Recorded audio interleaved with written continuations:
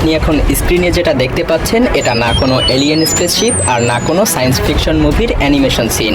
এটা হলো Steve jobs বা অ্যাপেলের সেই প্রোডাক্ট যেটা কেউ কখনো কিনতে পারবে না। এখন অবাক করা ব্যাপার হলো অ্যাপেলের এই হেডকোয়ার্টারটি তৈরি করতে খরচ হওয়ার কথা ছিল $50 কোটি, অথচ সেখানে খরচের মাত্রা এসে থামে $500 কোটি। তবে কি দুনিয়ার সবচাইতে বড় বিজনেস কোম্পানির দ্বারা এত বড় ভুল? স্বাভাবিকভাবেই ব্যাপারটা বেশ অস্বাভাবিক, তাই না?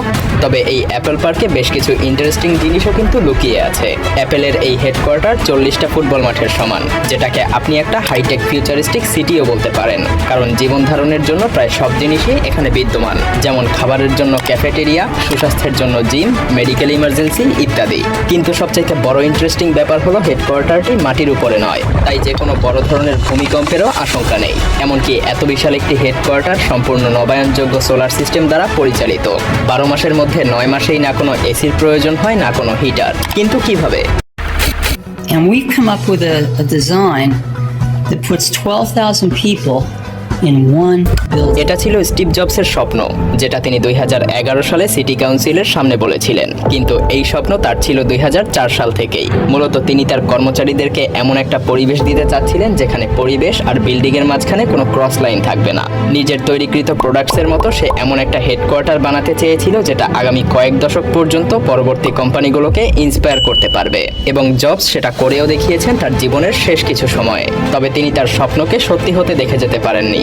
অক্টোবর 2011 সালে অ্যাপলকে টিম কুকের কাছে হস্তান্তর করে তিনি পৃথিবী থেকে বিদায় নেন। কিন্তু অবাক করা বিষয় হলো এই ক্যাম্পাসটি তৈরি করার পূর্বে সে $50 কোটি খরচের একটা অনুমান করলেও 8 বছর পর ক্যাম্পাসটি যখন পুরোপুরিভাবে তৈরি হয়ে যায় তখন এর খরচের মাত্রা গিয়ে দাঁড়ায় $5 বিলিয়ন, অর্থাৎ $500 কোটি।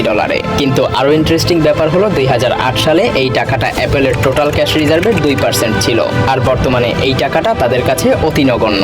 কারণ অ্যাপেল বর্তমানে $2.08 ট্রিলিয়ন সাথে সাথে দুনিয়ার সকল বিলিয়নার্সদেরকেও পেছনে ফেলে দিয়েছে। ক্যাম্পাসের ব্যাপারে বলতে গেলে বলতে হয় অ্যাপেল প্রথমে একটা নতুন জায়গা কেনে বেশ কম দামে, এবং তাদের প্রতিযোগীদের থেকে কিছুটা আড়ালে থাকার জন্য তারা নিজেদের পরিচয় গোপন রেখেই এই জায়গাটা কেনার পরেও তাদেরকে এই জায়গার জন্য গুনতে হয়েছে $160 মিলিয়ন। 175 একরের এই জমিটি অ্যাপল 2008 সালের আগেই কিনে রেখেছিল, কিন্তু কাজ শুরু করার পারমিশন পায় 2013 সালে। আর এই বিল্ডিং এর দায়িত্বে ছিলেন দুনিয়ার সবচেয়ে বড় আর্কিটেক্ট নরম্যান ফস্টার, যিনি এমন এমন সব আর্কিটেকচার পৃথিবীকে উপহার দিয়েছেন। 2017 সালে যখন অ্যাপেলের ওপেনিং হয় তখন দুনিয়া জুড়ে শুধুমাত্র অ্যাপেল পার্কেরই গুণগান চলছিল। অ্যাপেল পার্ককে মানুষ রিং অথবা স্পেসশিপ নিকনেমও দিয়ে থাকে। এই গোলাকার বিল্ডিংটায় 2.8 মিলিয়ন স্কোয়ার ফিটের অফিস স্পেস আছে, যেখানে অনায়াসেই 12,000 কর্মী কাজ করতে পারে। এই বিল্ডিং পৃথিবীর সবচাইতে বৃহত্তম কার্ভ গ্লাস প্যানেল দিয়ে তৈরি, আর প্রায় 3000 গ্লাস প্যানেল দিয়ে বেষ্টিত। এই ক্যাম্পাসের বাইরে এবং ভেতরে দুই পাশেই গ্যালারির মতো জায়গা রাখা হয়েছে, যাতে কর্মচারীরা বের হতে বা প্রবেশ করার সময় হাঁটতে হাঁটতেই এই ক্যাম্পাসের সম্পূর্ণ সৌন্দর্য উপভোগ করতে পারে। তবে অ্যাপেল পার্ক কিন্তু শুধুমাত্র এই বিল্ডিং এর জন্যই বিশ্বজুড়ে বিখ্যাত না। এই ক্যাম্পাসে 3 লাখ স্কোয়ার ফুটের 2টা রিসার্চ ডেভেলপমেন্ট বিল্ডিংও রয়েছে, যেখানে 2000 জন কর্মী একসাথে কাজ করে। সেই সাথে অ্যাপেল তার কর্মচারীদের ফিটনেসের কথা চিন্তা করে বানিয়েছে 1 লাখ স্কোয়ার ফিটের একটি ওয়েলনেস সেন্টার, যেখানে ইয়োগা থেকে শুরু করে সব ধরনের লেটেস্ট ফিটনেস মেশিন রয়েছে। সেই সাথে এখানে রয়েছে একটি ভিজিটিং বিল্ডিং, আন্ডারগ্রাউন্ড পার্কিং এবং অডিটোরিয়াম। ভিডিওর শুরুতে আমরা বলেছিলাম অ্যাপেলের এই বিল্ডিংটি কিন্তু মাটির উপরে দাঁড়ানো নয়। তো এখন প্রশ্ন হলো, মাটি নয় তাহলে কি 12,000 এমপ্লয়ি নিয়ে এটা হাওয়ায় ভেসে আছে? না, অ্যাপেল কোম্পানি এখনো সেই প্রযুক্তির ছোঁয়া পায়নি। এই বিল্ডিংটি বানানো হয়েছে বেজ আইসোলেশন টেকনোলজি দিয়ে, অর্থাৎ এই বিল্ডিংটি 692টি স্টেইনলেস স্টিল প্লেটের উপরে দাঁড়িয়ে আছে, যা অনেকটা এভাবে কাজ করে। তার মানে পুরো বিল্ডিং এই প্লেটসগুলোর উপরে দাঁড়িয়ে থাকে, আর যা কিনা যে কোনো প্রাকৃতিক বিপর্যয়ের সময় 4 ফিট পর্যন্ত কোনো ক্ষয়ক্ষতি ছাড়াই যে কোনো ডিরেকশনে মুভ করতে পারে।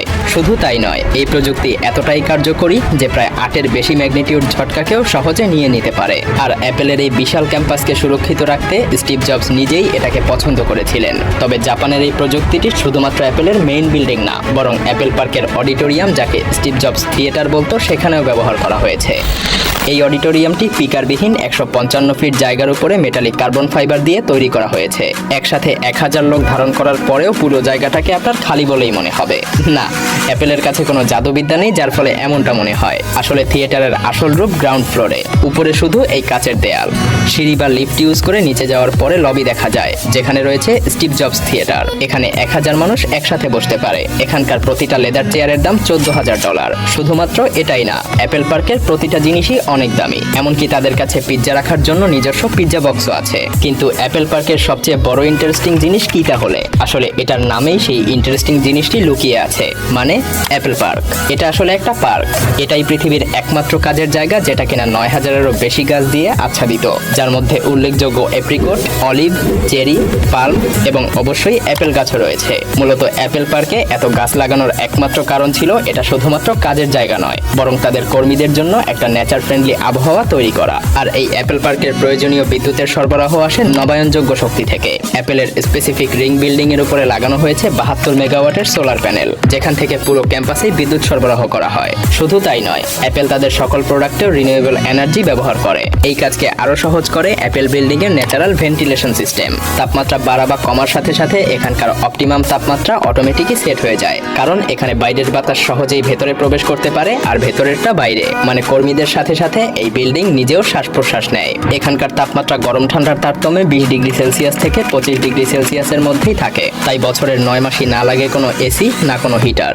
অ্যাপেল গার্ডেনের ক্যাফেটেরিয়া এত বড় যে এখানে একসাথে 4000 লোক ফুড এনজয় করতে পারবে কোনো গ্লাসের মধ্যে আবদ্ধ না হয়ে, বরং তারা ফুড এনজয় করবে নেচারকে উপভোগ করতে করতে। এছাড়াও এখানে রয়েছে 3.2 কিলোমিটার রানিং পাথ, 1000 সাইকেল, এমনকি এখানে আন্ডারগ্রাউন্ড পার্কিং সিস্টেমও রয়েছে, যেখানে 14000 গাড়ি পার্ক করা যায় যাতে করে বাইরের সৌন্দর্য নষ্ট না হয়। আরও রয়েছে একটা যোগা সেন্টার এবং 2টা ফিটনেস সেন্টার। সেই সাথে ক্যাম্পাসের সৌন্দর্য আরও বাড়ানোর জন্য এর সেন্টারে রয়েছে রংধনুর মতো একটি স্থাপনা। এই রংধনুর কালার অ্যাপেলের পুরনো লোগোর মতোই ইউজ করা হয়েছে। এরপর আসে অ্যাপেলের ভিজিটিং সেন্টার, যেখানে আপনি আপনার আইপ্যাডে সহজেই অ্যাপেল পার্কের পুরো একটা রিয়েল ভার্সন দেখতে পাবেন। 10,000 ফুটের এই এরিয়াতে রয়েছে অ্যাপেলের সব ধরনের লেটেস্ট প্রোডাক্ট, যেখানে 1916 সালে বানানো একটি বার্নও আছে। অ্যাপেল যেটাকে মেইনটেনেন্স টুল রাখার জন্য ব্যবহার করে। আপাত দৃষ্টিতে এটা আসলে শুধুমাত্র কাজের জায়গা নয়, বরং এটা একটা অ্যাপেল সিটি। এখন আপনারাই বলুন, অ্যাপেল এই পার্ক বানানোর আগে যে মিসক্যালকুলেশন করেছিল সেটা করা স্বাভাবিক নয় কি?